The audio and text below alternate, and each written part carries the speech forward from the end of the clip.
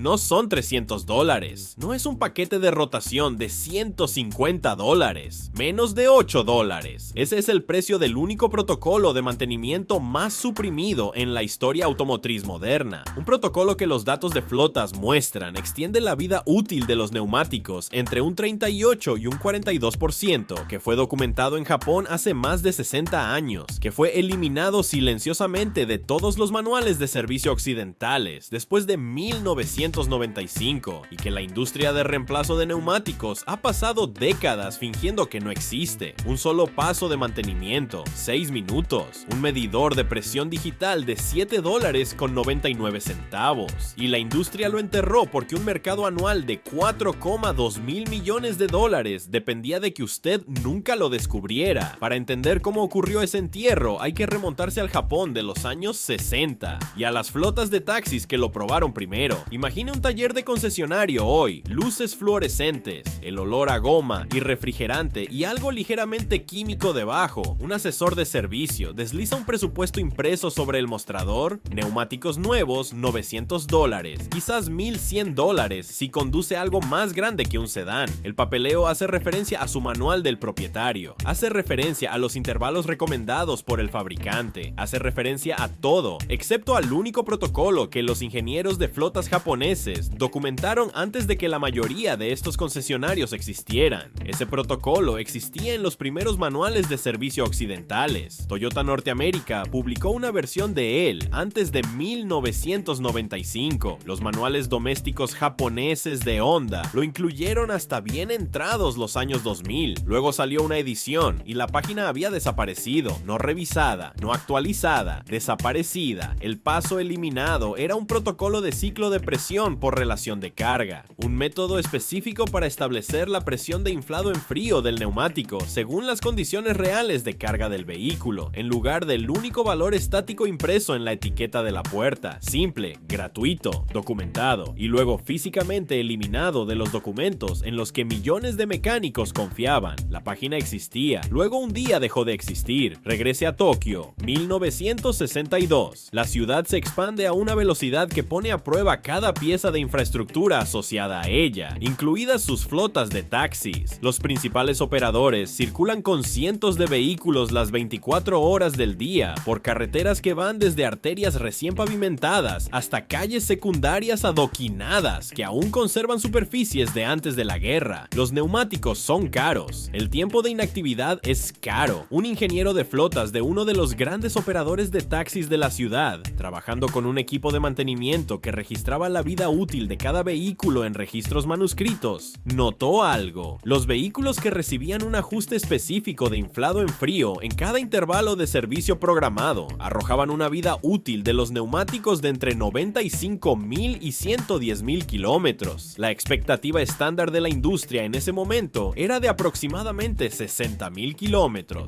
Esa diferencia no era un error de redondeo, era casi el doble de la vida esperada gracias a un protocolo que no le costaba absolutamente nada a la flota en materiales adicionales. El ajuste consistía en leer la presión del neumático en frío antes de que el vehículo se hubiera movido esa mañana, calcular un objetivo ajustado por carga en función de la capacidad de pasajeros y el peso de la carga, y luego corregir el inflado dentro de un rango de tolerancia estrecho en lugar de simplemente igualar el valor de la etiqueta. Los registros de mantenimiento de la flota de ese periodo mostraron que los resultados se acumulaban en cientos de vehículos a lo largo de 6 años.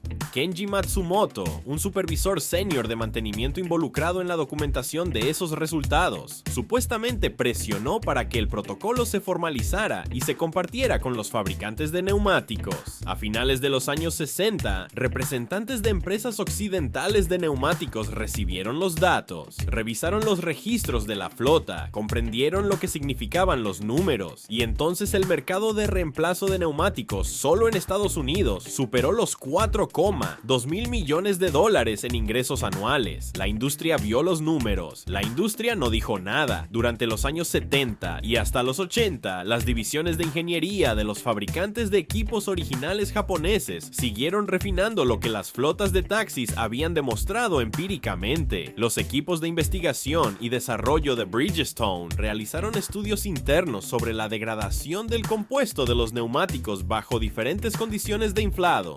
Esos estudios conectaron los datos de la flota con un mecanismo físico específico, la relación entre la varianza de subinflado y las microfisuras en la zona de contacto del neumático, el área donde el caucho toca el pavimento a temperatura de operación. El protocolo que las flotas de Tokio habían seguido intuitivamente estaba actuando con precisión a nivel molecular. Una presión de inflado en frío constante dentro del rango correcto, ajustado por carga, reduce el estrés del ciclo térmico que hace que las microfracturas se propaguen a través de la carcasa del neumático con el tiempo. Cada grado de temperatura que el neumático disipa con mayor eficiencia, cada ciclo de flexión que el compuesto completa dentro de su rango óptimo de deformación en lugar de fuera de él, se traduce directamente en una estructura de caucho preservada. La Asociación Japonesa de Fabricantes de Neumáticos para Automóviles codificó elementos de este conocimiento en los estándares de servicio doméstico. Toyota y Honda incorporaron variantes del protocolo en sus manuales del propietario para el mercado interno japonés. Pero cuando esos mismos fabricantes prepararon la documentación de exportación para los mercados norteamericanos, el protocolo fue simplificado, reducido a un único valor estático en la etiqueta. La explicación dada internamente fue que los consumidores occidentales preferían instrucciones más simples.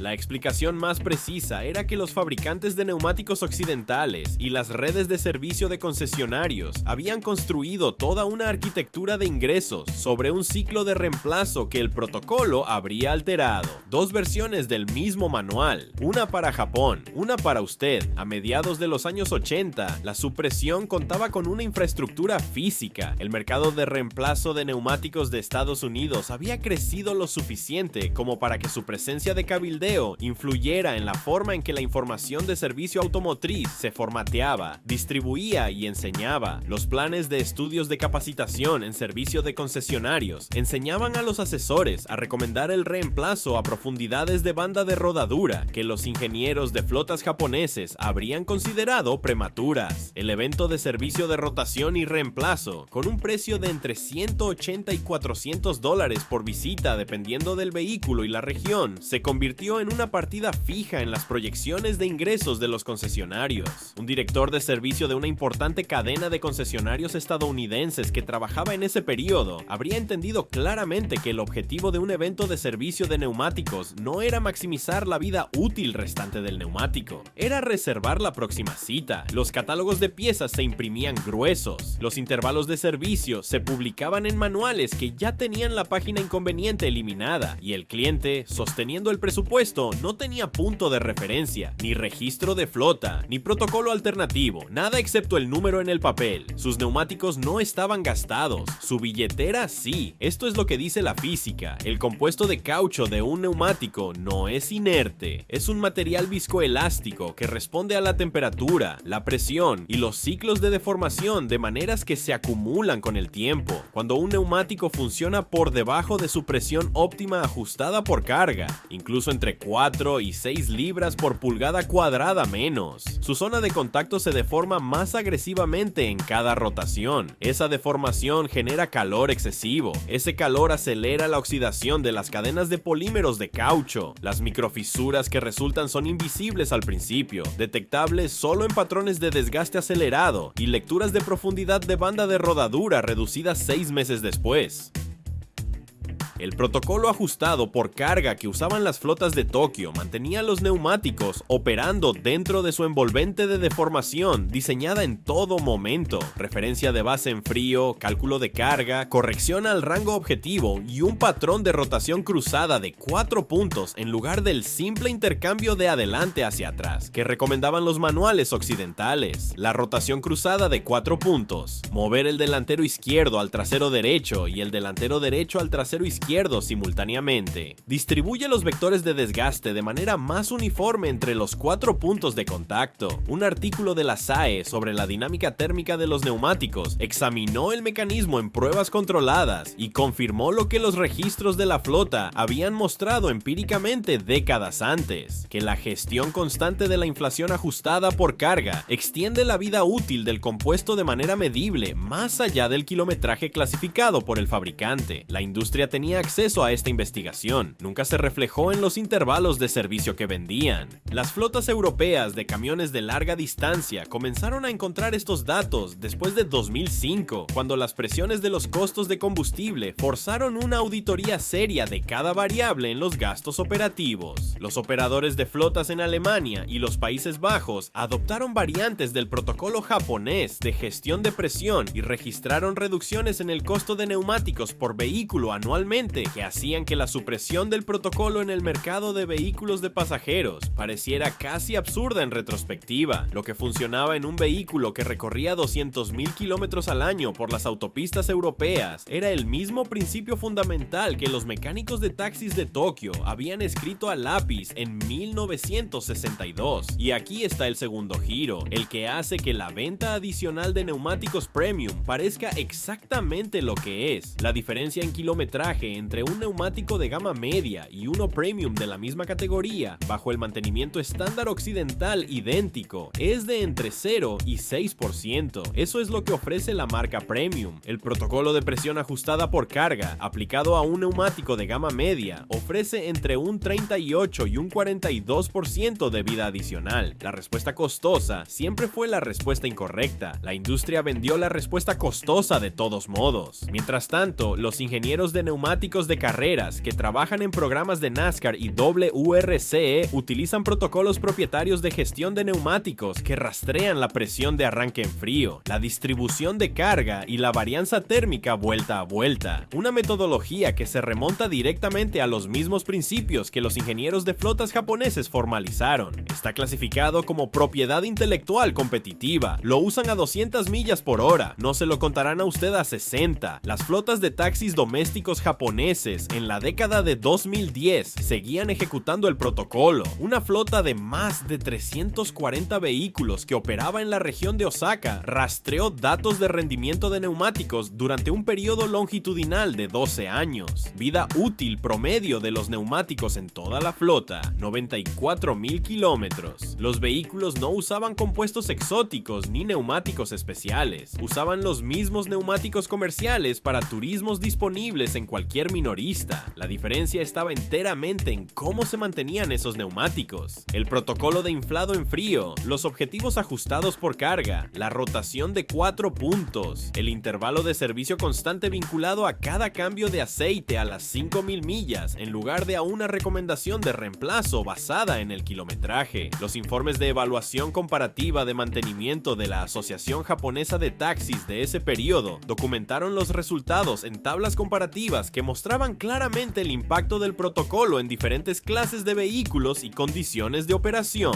Los datos no estaban ocultos, estaban publicados en japonés, existían a plena vista para cualquiera dispuesto a mirar fuera de los documentos que la industria de servicios occidental ya había seleccionado. Ahora haga la comparación de costos. El conductor estadounidense promedio gasta entre $900 y $1,200 en neumáticos durante un ciclo de propiedad de 4 años. 2 juegos completos en la mayoría de los vehículos, a veces reemplazos parciales cuando los patrones de desgaste activan cambios anticipados. Un conductor que aplica el protocolo japonés en el mismo vehículo, en las mismas condiciones de manejo, con el mismo nivel de neumático, gasta entre $480 y $560 durante ese mismo ciclo. Un juego de neumáticos, quizás una corrección parcial en el año 3. A lo largo de un periodo completo de propiedad del vehículo de 12 a 15 años, la diferencia es de entre $3.800 y $5.100. La herramienta que hace esto posible cuesta $7.99. Un manómetro de neumáticos digital de calidad. Esa es toda la inversión en equipos. Las tapas de válvulas que mantienen la presión de manera más consistente que las tapas de plástico estándar cuestan otro $1.50. La industria construyó un flujo de ingresos de servicios multimillonarios sobre la brecha entre lo que podían durar sus sus neumáticos y lo que les decían que esperaran. $8 cierra esa brecha. Cada vez que entra a un taller y escucha al asesor recomendar un reemplazo anticipado, esa brecha es lo que están cobrando, $8. Eso es lo que se interpone entre su modelo de ingresos y su cuenta de ahorros. Aquí está el protocolo. Paso 1. Revise la presión de los neumáticos solo cuando estén fríos. Vehículo detenido durante al menos 3 horas o conducido menos de 1 kilómetro desde el último movimiento. Esto no es opcional. El calor generado al conducir aumenta la presión artificialmente y le dará una lectura falsa que invalida cada paso siguiente. Paso 2. Encuentre la presión objetivo ajustada por carga de su vehículo. Este no es el número en la etiqueta de la puerta. Ese número es una referencia mínima para operación sin carga. El objetivo ajustado por carga agrega entre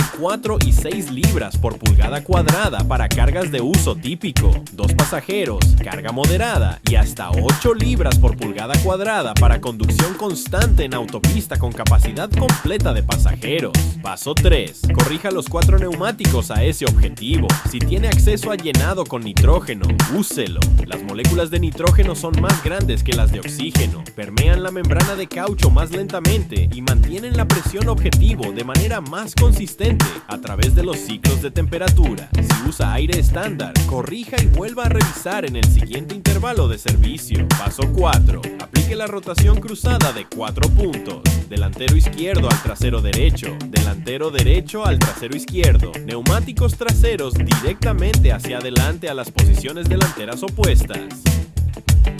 Haga esto en cada cambio de aceite a las 5000 millas, no en una cita separada de rotación de neumáticos. Paso 5. Regístrelo. Anote la fecha, las lecturas en frío y las presiones corregidas. Una línea en un cuaderno. Los mecánicos de la flota de taxis de Tokio hacían exactamente esto, con lápiz, en 1962, y sus neumáticos duraban 40,000 millas, más allá de lo que el mercado occidental le decía a sus clientes que esperaran. El protocolo toma 6 minutos. Ese es el giro que lo reencuadra todo, 6 minutos. Un medidor de $7.99. Un patrón de rotación que el manual occidental reemplazó con una instrucción más simple que resultó desgastar los neumáticos más rápido. La solución siempre estuvo disponible, siempre fue barata, siempre fue suprimida. La pila de pruebas no descansa en una sola fuente, descansa en 5 líneas independientes de confirmación que convergen en la misma respuesta. Los registros de mantenimiento de la flota de Tokio de los años 60, el boletín interno de ingeniería de Bridgestone que conecta la varianza de inflado con las tasas de microfisuras, el artículo de la SAE sobre la dinámica térmica de los neumáticos que confirma el mecanismo físico, los datos de la flota europea de camiones de larga distancia tras la adopción posterior a 2005, el informe de evaluación comparativa longitudinal de 12 años de la Asociación Japonesa de Taxis, 5 fuentes, 6 décadas, un protocolo y un mecánico en Ohio con 40 años de experiencia en taller independiente que pasó 2 años aplicando el protocolo japonés en sus propios vehículos